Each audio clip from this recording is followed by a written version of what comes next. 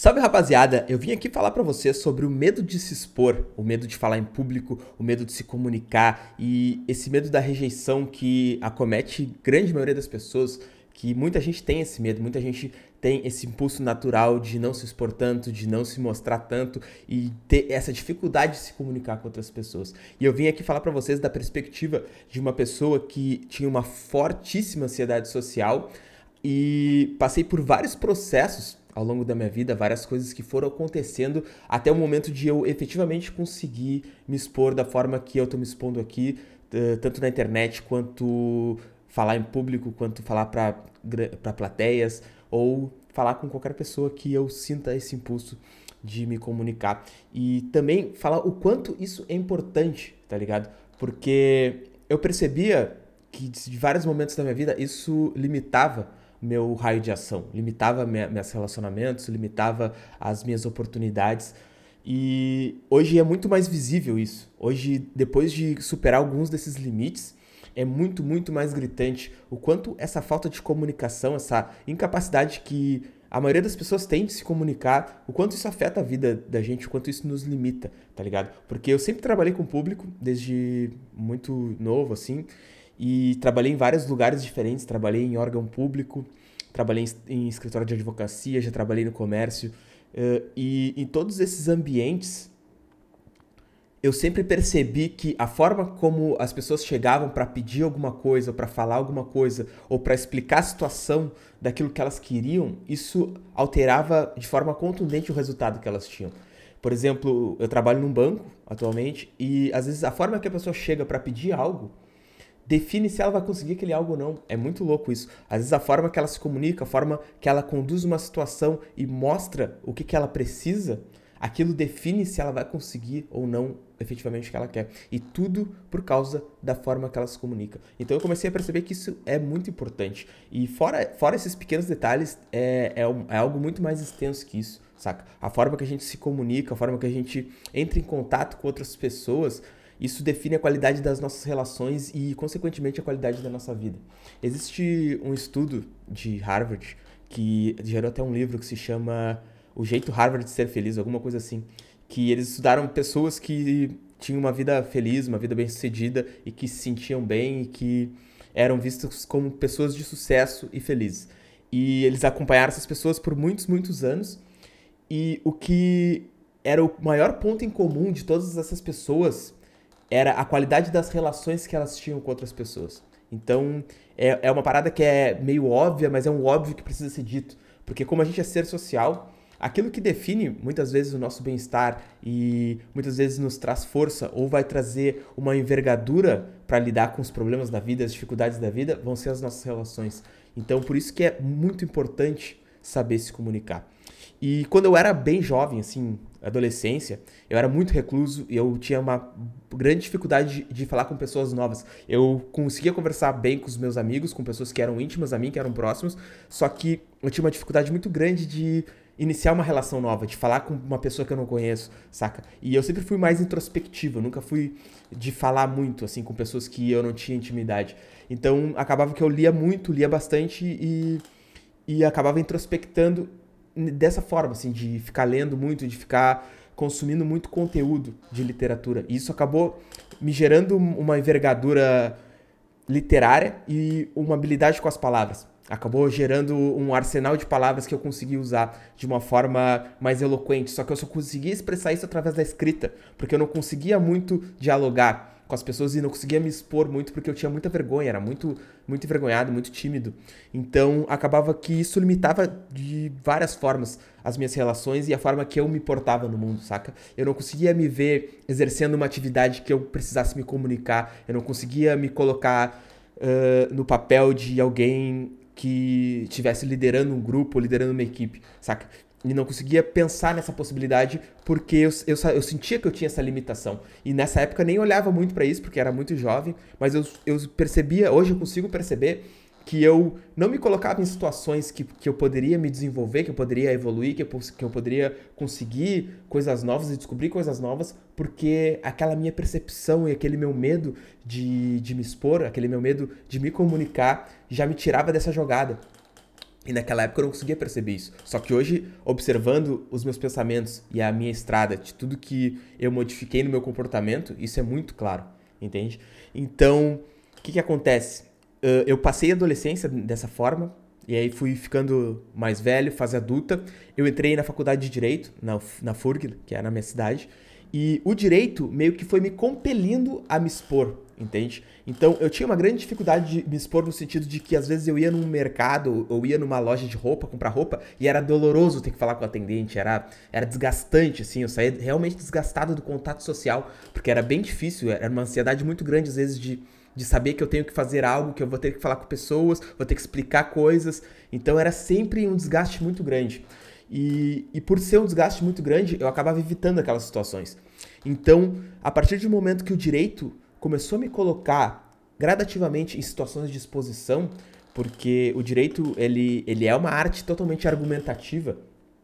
Então, na faculdade eu comecei a precisar apresentar trabalhos, eu precisei a começar a me relacionar mais com os meus colegas, porque tinha muita atividade em grupo, saca? Então, mesmo com todas essas dificuldades, eu fui gradativamente, de forma singela, assim, de pequenos passos, me expondo cada vez mais e adquirindo certa confiança para isso. Depois eu fui descobrir que a psicologia utiliza de uma técnica parecida de microexposição, que tu vai te expondo gradativamente às coisas que te causam medo ou desconforto e até te acostumar com aquilo. Então, na época foi o que foi acontecendo naturalmente comigo. A microexposição às situações em que eu precisava me expor, apresentar trabalhos, falar em grupo, falar com pessoas. E isso foi acontecendo cada vez mais. E depois disso, no segundo ano da faculdade, eu fui trabalhar num órgão público, estagiar e fui atendendo pessoas. Então eu precisava falar com pessoas diariamente, lidar com pessoas, conversar. Depois eu fui trabalhar no escritório de advocacia, que aí foi também um ambiente onde eu precisei me expor ainda mais, assim, com clientes, ir em lugares e falar com pessoas, resolver problemas. E isso foi criando uma envergadura, tá ligado? Isso foi criando um arsenal cognitivo no sentido de eu entender que eu tinha capacidade de fazer aquilo e que me expor àquelas pessoas não iria me matar. Só que mesmo assim, como eu passei muito tempo reforçando esse comportamento, como eu passei muito tempo me esquivando do comportamento de me relacionar com pessoas que eu não conheço, de falar com pessoas, de me expor em público, ainda era bastante doloroso, ainda era bastante custoso para mim, por mais que eu conseguisse fazer. Só que lá para 2016 eu tive uma transformação muito grande na minha vida, assim, várias coisas que eu tava fazendo eu senti que eu tava no caminho errado, comecei a mudar muita coisa e tive várias rupturas, foi um momento de muita crise e eu comecei a fazer coisas diferentes, coisas que eu gostava de fazer, coisas que eu sentia em fazer.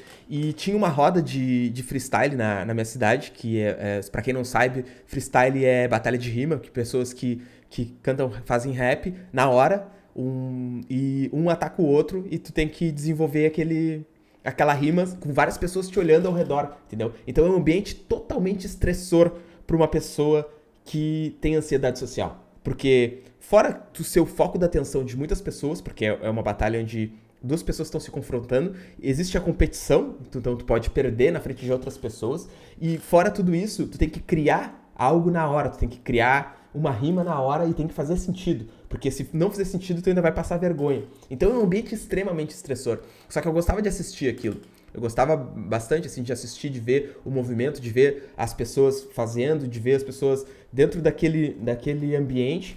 E foi uma época tão transformadora, assim, que a partir do momento de tanto ver, eu comecei a rimar também. E eu comecei a me expor naquele ambiente para várias pessoas e eu ficava muito nervoso. Ficava muito nervoso.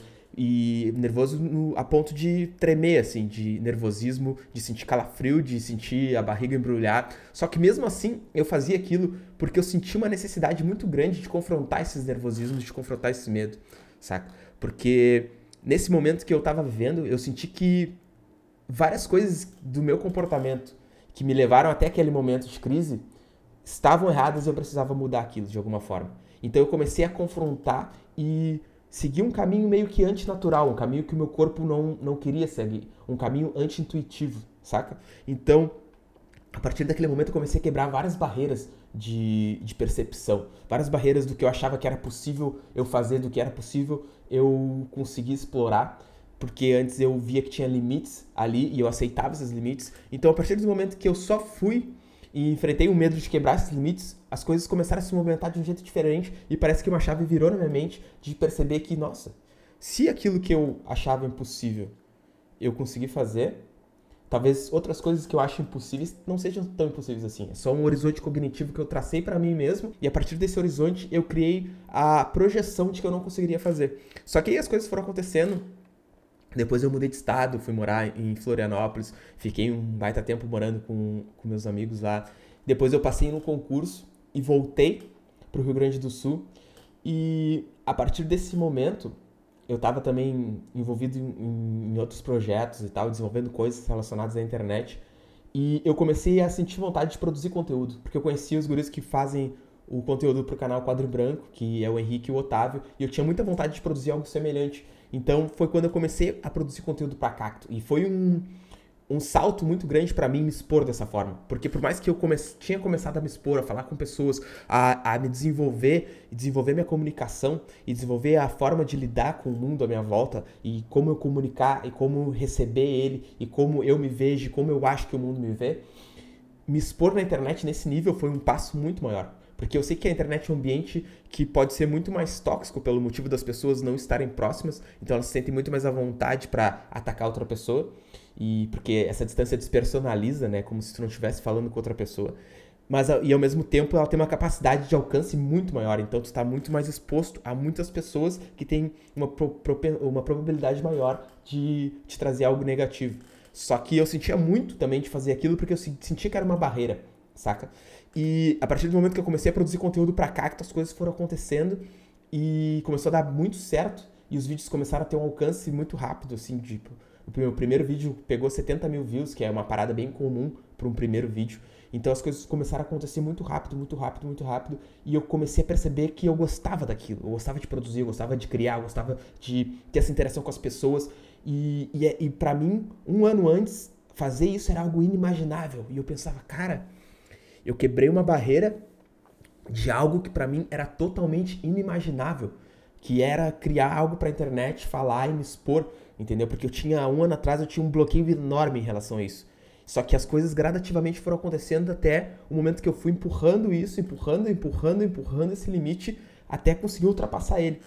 E então, naquele momento, eu comecei a criar vídeos, só que eram vídeos que eu não aparecia. Eram vídeos ensaio, vídeos tipo webdocs, onde eu gravava o áudio com a minha voz, depois eu preenchia com imagens daquilo que eu estava falando, com vídeos, com fotos. Então, era uma exposição, porque no final eu dizia quem eu era, tinha meu Instagram lá, quem quisesse me seguir, só que ainda era uma exposição mais controlada, né? Então, eu senti novamente essa necessidade de me expor. Então eu comecei a fazer alguns vídeos dentro do canal da Cacto em que eu botava a cara, em que eu falava assim como eu tô fazendo aqui. E esse foi um momento crucial para mim, de começar a realmente perceber a forma que eu me comporto em relação a me expor socialmente, em relação a receber essa energia de outras pessoas e principalmente o que impede de fazer isso, saca? Que é esse medo de ser rejeitado, esse medo de sofrer uma exclusão, saca? De se sentir desamparado socialmente. E eu percebo que, diante do meu histórico de ter uma ansiedade social muito grande, saca? De ter essa dificuldade no início e conseguir chegar onde eu cheguei, que é gravar um vídeo hoje de boa, com uma naturalidade bem grande, de conseguir só ligar a câmera e sem nenhum roteiro eu vim aqui falar essa história pra vocês.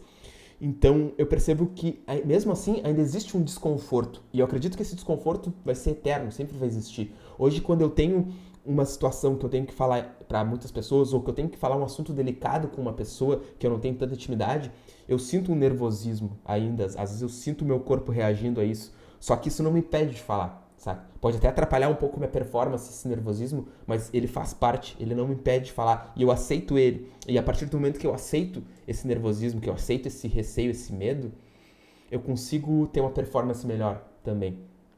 Então, eu comecei a perceber o quê? Qual foi a maior lição que eu extraí disso tudo?